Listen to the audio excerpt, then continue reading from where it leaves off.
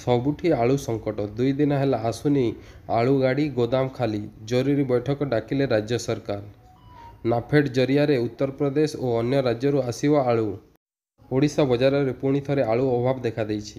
ଗତ 2-3 ଦିନ ହେବ ଆଳୁ ଗାଡ଼ି ଆସିନଥିବାରୁ ଦରଦାମ ବୃଦ୍ଧି ହେବା ଆଶଙ୍କା ଦେଖାଦେଇଛି। ଯେଉଁ ବ୍ୟବସାୟୀଙ୍କ ପାଖରେ ଆଳୁ ରହିଛି ସେମାନେ ଚଢ଼ା ଦରରେ ବିକ୍ରି କରୁଥିବା ଆରମ୍ଭ କରିଦେଲେଣି। ଗତକାଲି ଖାଉଟିମାନେ 35 ଟଙ୍କାରେ ଆଳୁ କିଣୁଥିବା ବେଳେ ଆଜି 40 ଟଙ୍କା ଓ କିଛି ସ୍ଥାନରେ 50 ଛୁଇଁଲାଣି। ବେଶ କିଛି ଦିନ ଧରି ଚଢ଼ା ଦରରେ ଆଳୁ ବିକ୍ରି ହେବା ଖାଉଟିଙ୍କ ପାଇଁ ଚିନ୍ତା ବଢ଼ାଇଛି।